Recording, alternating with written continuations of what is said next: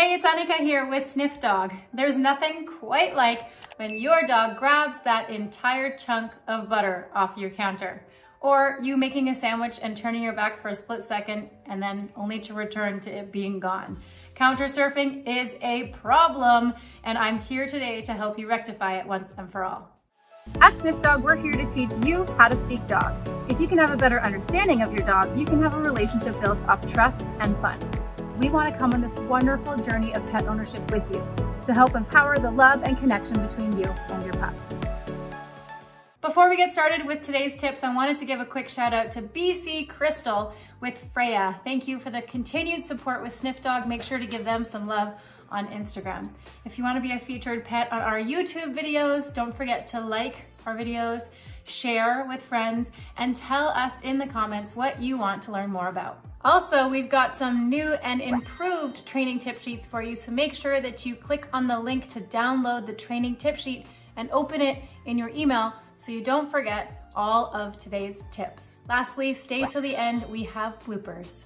All right, let's get started. Today's 3 training tips are: tip number 1, remove access to items on counters. Tip number 2, catch them in the act and redirect them to a more desired behavior. And tip number 3, train your dog to go to bed and stay during meal prep. So counter surfing. Basically, counter surfing is when your dog puts their feet on counters or tabletops to explore if you've left any treasures for them. The problem with this behavior is it is heavily rewarding to your dog. Every single time they score a jackpot off your counter or your table, they are more likely in the future to try to find another one, which then becomes a very cyclical pattern of them stealing things off counters. Now, just like in most of the recommendations that we make around here at Sniffdog, you, my friends, are the ones to be held accountable for your dog misbehaving. And this particular behavior problem is no exception to that rule.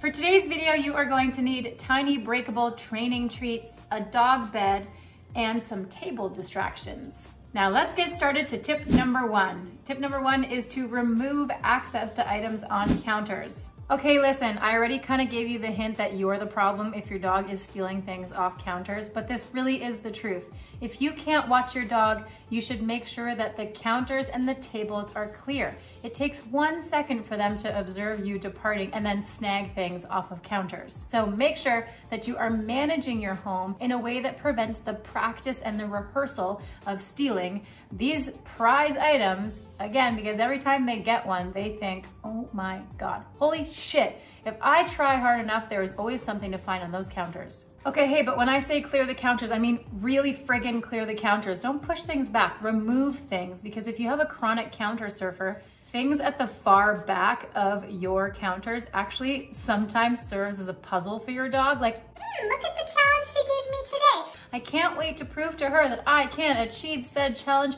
and snag said butter. So remove things. Don't put it past your dog to get all 4 feet on those counters in order to get that prize that you've left at the back of it. Preventing this habit from being practiced in the first place is absolutely key, and that is why management is the biggest component of getting rid of this problem. Yes, long-term, you want your dog to be able to exist in your home with these things on your counters, but to start with and to eradicate an already present problem, you need to manage your home so they stop practicing that seek and reward of things on tables and counters. And I'll also add, it doesn't just have to be food-related items. A lot of dogs have a party by snagging really important mail and paperwork off your counters and ripping it into a million pieces. And that by itself is very rewarding for your dog. So it's not just food that you want to manage and be careful of. Okay, so you failed. No shit, it's bound to happen. We all make mistakes, we all leave things. Sometimes management fails, and that's just the reality of being a human. Let's say your dog gets that butter off the counter and has it in their mouth. Now, punishing them in the moment that they do have the item that's a problem is totally okay. I would take it away from them if you can safely and remove it so they don't get it. And then you can do a timeout, or you can remove them into a different space, or you can just redirect them to go lie down. But do not use force. Do not punish them with your hands.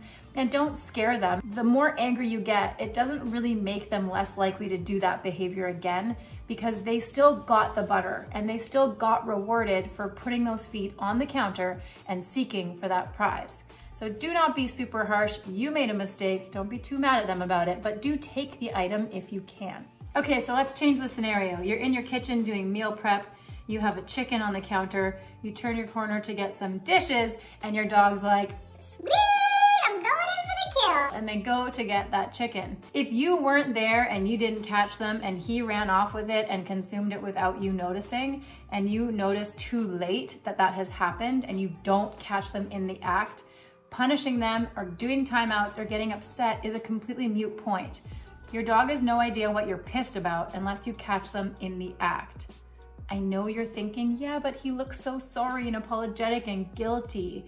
He's just responding to your energy change because you're pissed. So dogs oftentimes look like they feel bad about something and look remorseful, but really it's them picking up on the energy shift and feeling like maybe something is wrong, but they really don't often know what it is they're getting in trouble for unless it happens the moment that you catch them. Which brings us to tip number 2.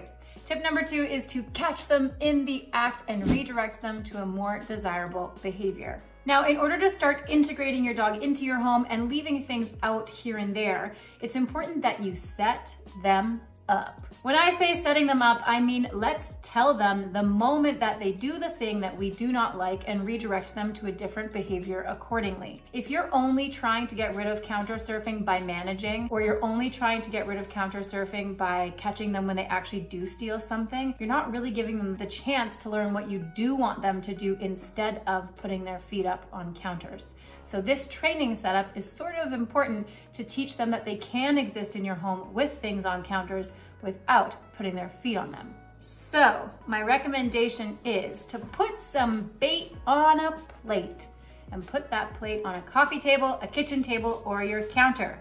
You want to practice this anywhere that your dog currently has that seeking counter surfing pattern. This is a setup. You are prepared to catch them in the act. Dogs are very smart. If it starts to look or feel predictable or like a setup, they're not gonna take that bait. So you've gotta play it super cool, make everything look like it actually would if you were cooking a meal or getting a meal prepared or leaving things on the counter and then going to the bathroom. So you wanna make it look very realistic and turn your back slightly, pretend you've left the room while you're peeking, hide behind something, wait for that moment of curiosity when they move towards the bait. The moment their body lifts slightly off the ground or that nose hovers towards the coffee table with the food on it, that's when you swoop in and firmly interrupt them before they take that bait, and then tell them to go to their bed or place and lie down. These bait setups are gonna require a lot of repetition for you, so it's not one time that you set them up to fail with a counter surfing opportunity and catch them and then redirect them.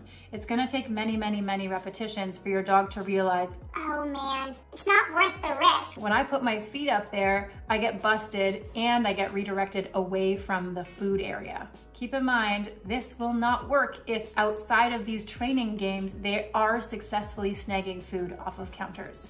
So know your dog, know how fast they are, and maybe the distractions and the food bait on a plate that you're putting out there is actually lower value, like a couple pieces of kibble or just one treat on a plate. If your dog is needing a little bit more of a challenge, you could actually put chicken on the plate. You wanna make sure that whatever's on the plate is actually safe for them, because if you have shitty timing and they actually get that item, I don't want you to blame me for your dog needing to go to the vet. Let's go to tip number 3. Train your dog to go to their bed and stay with household meal distractions. This is key. It is extremely unfair to constantly be saying to your dog, no, don't do that, without then giving them the opportunity to know what you do want them to do when they're met with such distraction or instinctive responses to food being delicious and on a counter. So it's very important that you train them to go to their bed and stay, and add distractions like meal prepping. When we do this particular exercise, it's super key that you are rewarding them in the stay, in the general vicinity of the distracting food on countertops. Now, if your dog doesn't know go to your bed, stay, make sure that you watch our video on that. That will help you.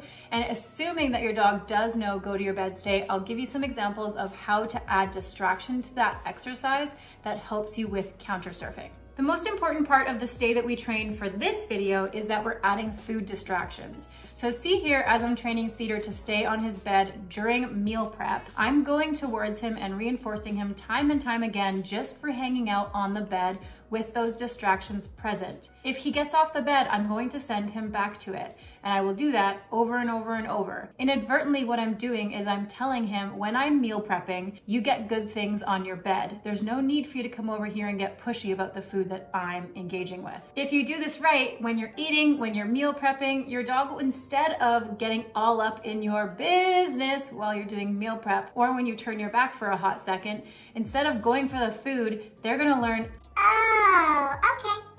I hang out on the bed.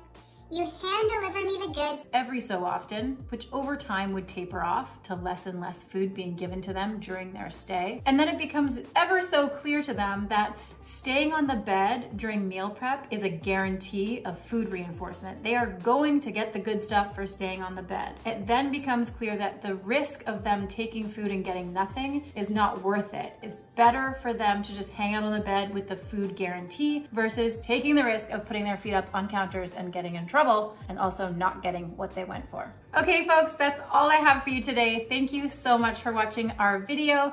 I hope that you found these tips helpful and also that I saved at least one roast beef dinner by doing this video for you. If you are following us on Facebook, make sure that you like and share and tell your friends about what we are doing. Don't forget to follow us on Instagram. I give tons of training tips there every day. You can ask us direct questions and we do get back to you. And lastly, don't forget to download the training tip sheet. We've got a new, prettier version for you to download. Open it in your emails. And as always, enjoy the bloopers. I'll see you all soon. For today's video, you are going to need training teeth. Before we get to